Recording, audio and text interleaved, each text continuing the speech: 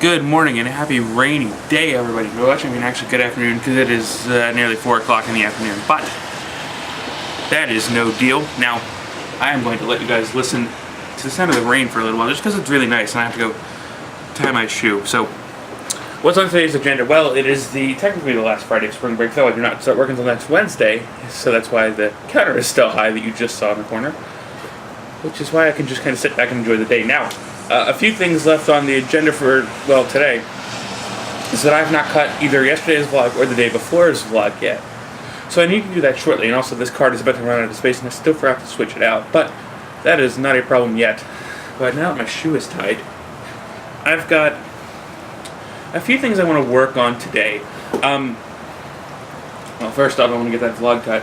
That's kind of my number one priority for the moment, or well, both of those vlogs cut, because I haven't done anything with those vlogs in some time. So I'd like to get those done. So I think that's going to be my first priority here after I finish tying my shoes. Also, speaking of my shoes, I think I might have talked about this in some of the previous vlog days, but I have a desire to actually go get new shoes.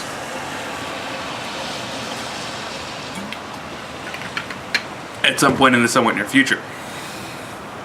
It's just kind of something I would like to do, because my current ones are falling apart. Quite literally.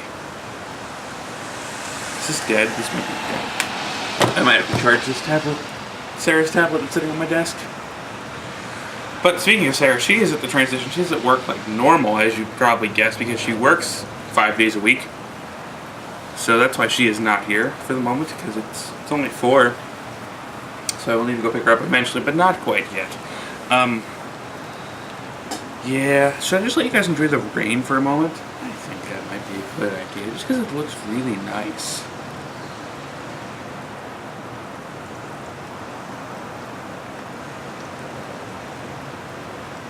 I don't know, I've always kind of been one to like the rain. So I hope you're enjoying the rain. I just kind of like this shot. There's kind of a lot of nice things about this shot.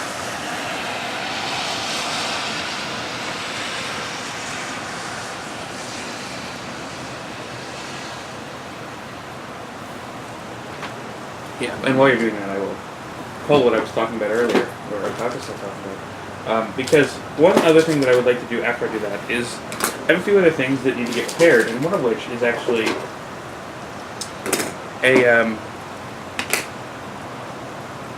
an old Pokemon Crystal cartridge. If I find the last bit of it, I will show you guys in a moment. I attempted a repair on this one a long time ago.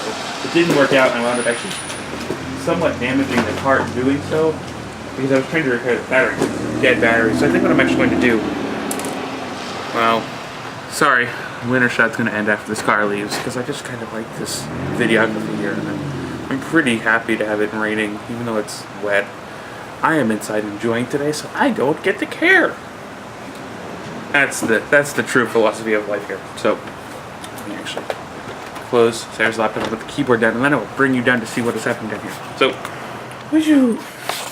now you're back to being a handheld thing. So this is a Pokemon Silver cartridge, or Pokemon Crystal cartridge, not Silver, that I've had for quite some time. It's a little bit damaged. It's not completely good, but this is a board that I've had here, and then this was a battery that I tried to repair. This is the top of it. It usually sits like this if you've never seen a cartridge like this, and then that piece right here makes contact with that, and then it goes underneath of it, and that's how you would get the battery.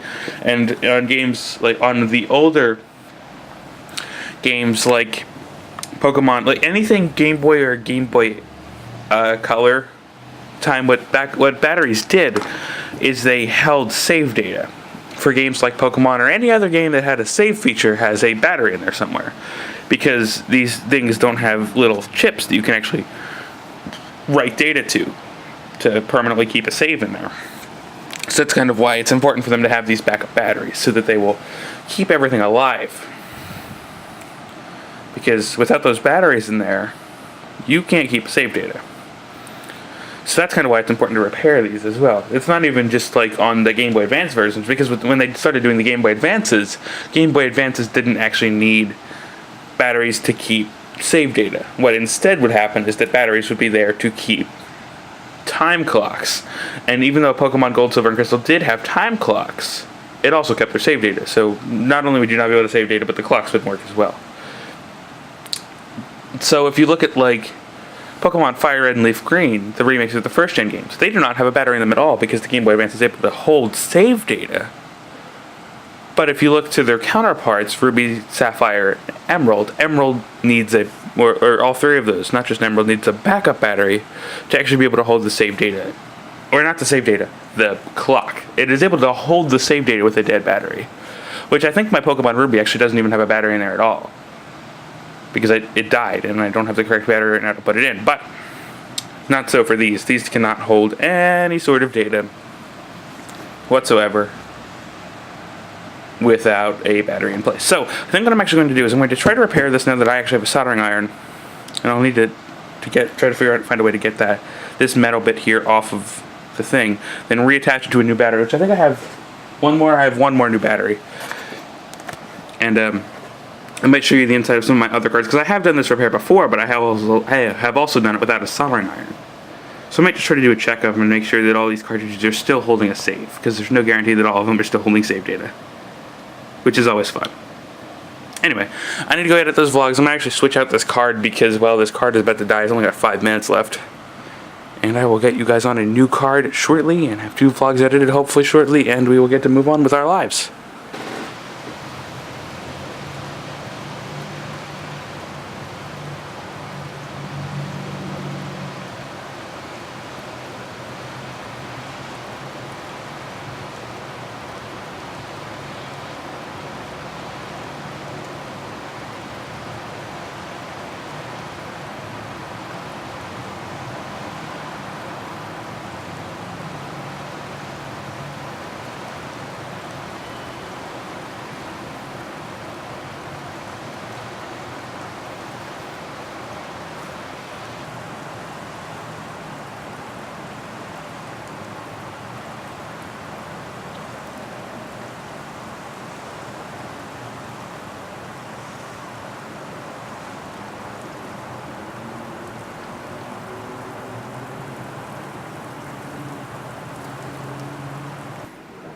Well, that's one done. It's exporting now, which is why it can take a few minutes, because this is going to be a quick export, because it was the shortest vlog in March so far, even though, well, today is the last day, so whatever. But you'll notice here there are 2 packages now on my desk, because, well, I'll backtrack a little bit. So during that, while I was editing that, I actually shot a lot of footage of out here in the rain. So I'm probably going to cut some of the crappy stuff out and just kind of leave it as a bonus video or something. I'm not going to make you sit through the whole thing if you don't want to, but if you do want to, you might find it rather relaxing. But that will probably be done at some point in time. But there are 2 packages here. This one is a book that I ordered for Sarah because she needed it for one of her classes. So that is kind of important that she gets that. And this, something I've been waiting on for a while, and I talked about it earlier. It's that one of the laptops needs a hard drive, and this is a solid state to get put in that. So that'll happen a little bit later on too. I'm ready. But I'm going to get back to cutting the second vlog now. Looks like it's getting slightly windier outside. Who's excited? I am. I finished the vlog. So the other one is kind of close to being done rendering now. That's not really real time because it doesn't like it when it keeps pausing to have to keep like moving in Premiere. But you know, that's the nice thing about it though, is that it does that. It just makes the time inaccurate. This is done. The solid state drive resides right here inside the system. It is now done. There's no operating system on this yet, but I can indeed flip this over. And should indeed work. Not quite one finger lift operation, but it'll boot up. And it'll probably tell me that I do not have a boot media, because there's no operating system on this yet. I will have to put one in shortly. But it shouldn't be that hard to do. I'll find a Linux variety or something that I want to play with, and we'll do it that way. Well, this is up and working. It's booting off the SSD and booting very quickly. I do have to go in after I get back and rearrange my drive order because it's trying to boot from the old standard hard drive, which is not what this is because it's a different configuration and it needs the newer boot setting, so I actually need to fix that. but I can boot to it. I just have to do it manually for the moment, so it's good. I just need to actually fix the settings in the BIOS. The vlogs are going up right now. I'm actually working on a new thing, which I will explain in the car, but just note that it involves this laptop, so that when I'm talking about this, you'll know what I'm doing. Anyway, I have to get out of here because I really need to go leave right now to go get Sarah. Well, it does appear to be pretty rainy outside here. Let's turn down the fan a little bit. But, you know, that is to be expected, because that's pretty much what we were seeing before this. My mother said it's a bit of a mess out here because of an accident on 95, but we shall see for ourselves momentarily. It doesn't look that bad right now, but of course, as soon as I say that, there's a wall of traffic here. So, in regards to explaining about that computer real quick, so that computer, for those of you not in the know, is a Dell Inspiron 1100, and I don't expect anybody to know that because it is a very obsolete computer. It was a very early Windows XP machine. It came out, like, it was one of the earlier versions of Windows XP. It works right now, technically. It runs, well, right now it runs Windows 2000. But Windows 2000 is not really a good operating system, so what I'm actually going to do is put a distribution of Ubuntu on it called Lubuntu, and Lubuntu is a version of Ubuntu that is specially created to work on basically nothing. It's like the requirements are like a 200 megahertz processor, and that actually has a 2.3, although it's a single core Celeron.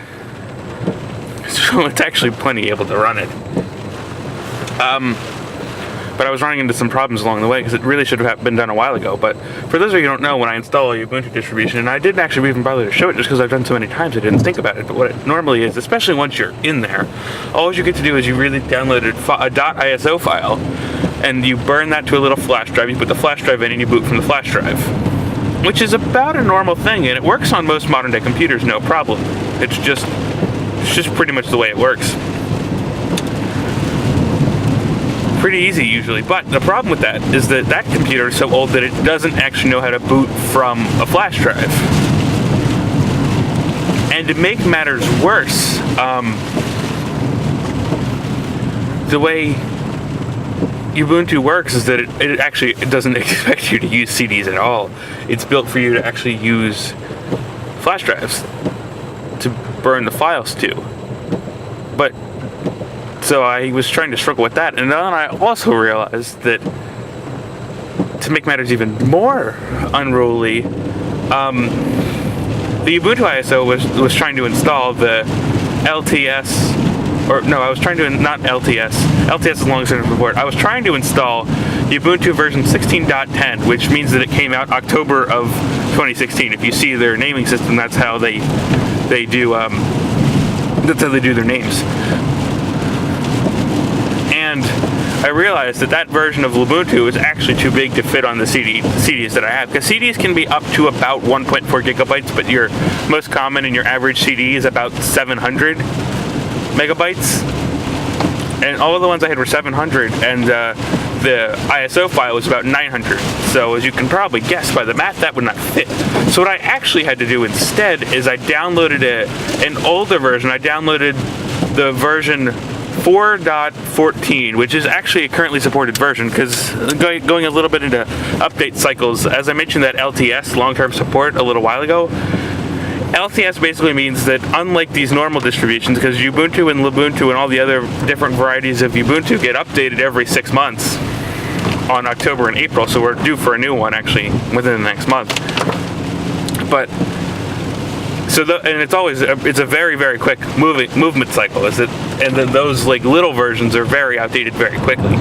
Like there's not a lot of support that gets extended. I think they get maybe a year's worth of support after they're done, but LTS versions get an extended version of 5 years of support. So even though it's 2014, which is actually a really long and late thing in the upload cycle of a Ubuntu distribution, it's actually still in date. And I think Windows 10 came out in 2014, which, yeah, that should put it into perspective how fast Windows distributions or Linux distributions move in comparison. Actually, we're going to pull up here. So, so yeah, that's kind of the pains of me doing this, is that I had to try to figure out how to do a lot of this. So I'm working on an older version, because that version was actually like 650, so it was close to the limit, but not over the limit, which is the important thing. So I have that burned now. It actually was finished just as I was grabbing the camera and leaving. So I can actually try to install that. And also that computer is pre-Wi-Fi days, so I actually have a Wi-Fi card. So Windows 2000 actually can't read that Wi-Fi card. It'll be interesting to see if Ubuntu can do it. Well, I did actually manage to get this thing working. As I mentioned before, this is actually a wireless adapter because these things did not have built-in Wi-Fi. They were pre-Wi-Fi days. But I have it plugged into right now the feed that normally runs into my main computer just so that I can see what it'll do. And for the moment, that's not working, but everything else actually surprisingly is. Like, there's actually, when you have a capable OS and an updated browser, there is some life to this. And it's really odd. I don't think I'm going to get to fixing the boards on that tonight just because this took forever. Because my biggest problem with this was actually the graphics would not update for me for the life of me, because you can see now that it is using the full 10:7 monitor, but it was actually not using that for a while, and it was locking it to 640 by 480, which is obviously a terrible resolution, and even this is kind of outdated, but it's the max this monitor can do. But yeah, I mean, this laptop's a pain in the butt even with Windows doing that, but it took a long time for me to figure out what I needed to do to get Ubuntu to properly recognize this. But this browser is fully theoretically capable. I mean, this computer only has like a quarter of a gigabyte of RAM, so it's obviously nothing you're going to do anything demanding, or well, really anything at all, other than just kind of show off the vintage technology. But I mean, pushing old computers to their limit is kind of my specialty, if you haven't noticed. Whatever.